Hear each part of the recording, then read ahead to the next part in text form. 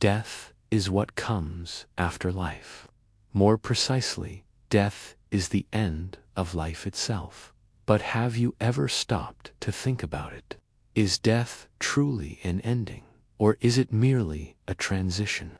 Is it possible to return from the dead, to continue existing after the body has failed? This story is about a boy who found the answer, not because he wanted to, but because death chose him. And in his case, death was not the end. It was the end of one form of existence, and the beginning of something far darker. His name was Mike Veilbound. He was 19 years old. Mike was born and raised near the Black Forest in the Baden-Württemberg region of Germany. A quiet place surrounded by dense woods, narrow roads, and old legends that people preferred not to talk about. His family had lived there for generations, and for Mike, it was the only home he had ever known. He lived with his parents in a modest house not far from the forest's edge. Mike was an ordinary young man, at least on the surface. He had a tall, athletic build shaped by years of intense physical training. His long black hair was usually combed back, giving his face a serious, almost cold expression. Thin, dark eyebrows framed his sharp, steel-gray eyes, eyes that often seemed distant, as if his thoughts were always somewhere else. He had no unusual habits, no strange interests. His only true passion was sport.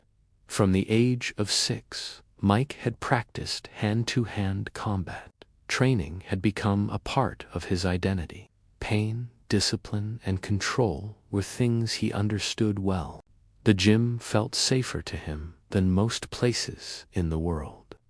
At the time, Mike was finishing his second year in college. His future seemed clear, stable, predictable, and yet all of that was destroyed by a single night. It was an ordinary spring Friday, the kind of day that feels insignificant until you look back and realize it was the last normal one you ever had. After college, Mike returned home. His mother was in the kitchen. "Mom, I'm home." "Good. Do you want something to eat, Mike?" "No, I'm not hungry. I'll be in my room." He closed the door behind him and spent the evening alone. Time passed slowly. He sat at his desk, scrolled through his phone, and occasionally stared out the window into the darkening woods beyond the town. Around 11 p.m., his phone rang. "Hey, Mike," a familiar voice said. "It's Gary. I didn't wake you, did I?" "No," Mike replied. "Good.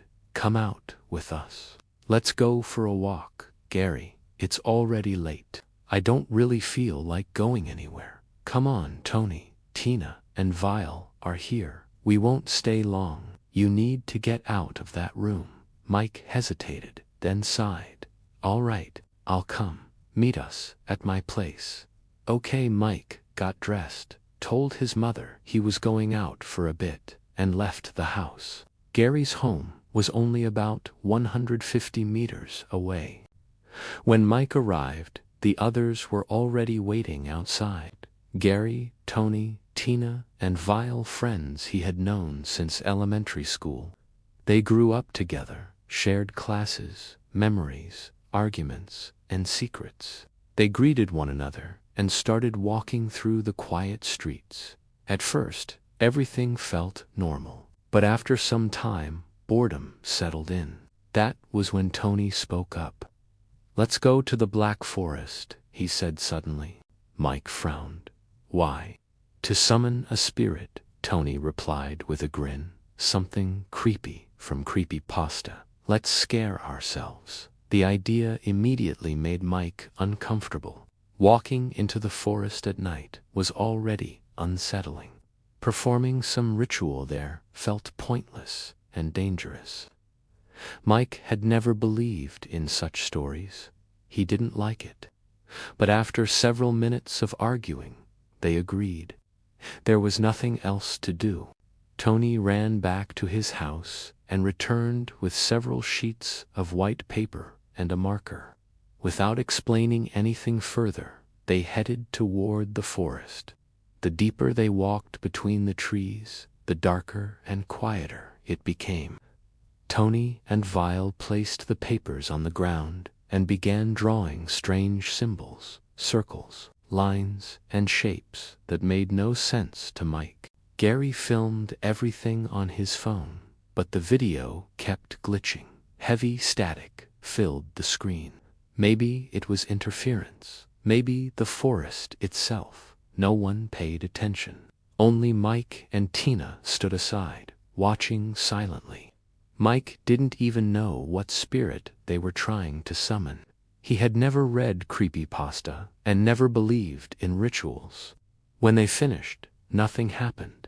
They walked through the forest for nearly an hour. No sounds, no signs, no spirits. Eventually, they decided to leave. As they were almost out of the forest, Mike suddenly felt something that made his blood freeze. Someone was breathing down his neck. A cold sensation ran across his skin. He was walking last. Mike turned around sharply. Nothing. He told himself it was just the wind. But then he noticed a tree. It stood slightly to his right. Its branches twisted unnaturally. Only 4 of them, and there wasn't a single leaf, even though it was spring. The branches looked almost alive, as if they were slowly moving. And worst of all, Mike felt watched. Not watched from the forest, but from inside the tree itself. He wanted to step closer, but his friends were already calling him, and the darkness pressed in around him. Staying alone suddenly felt unbearable. He turned away and caught up with them. Soon after, Mike told them he was tired and wanted to go home. They said goodbye and walked in the opposite direction. It was 1 a.m. On his way home, Mike began to hear strange sounds behind him. At first, faint, then clearer, screams. He turned around, nothing. Then, out of the darkness, a tall black silhouette appeared. It stood motionless. It did not look human. Its arms were unnaturally long. Its body was thin, distorted. Mike's heart began to race. Fear took over. He ran. He reached home within minutes, slammed the door shut, and rushed inside. His parents were already asleep. He went to his room and lay down, but sleep never came. He felt watched. The television showed only static. Then he noticed something on the floor, a shadow. It flickered near the door, appearing and disappearing. He thought it was his parents. After several minutes, the shadow remained still. Mike opened the door. No one. His parents were still asleep. He lay back down. That was when he saw the tree outside his window. The same tree, for twisted branches. No leaves. There were no trees in his yard. Cold sweat covered his body. He did not sleep at all that night.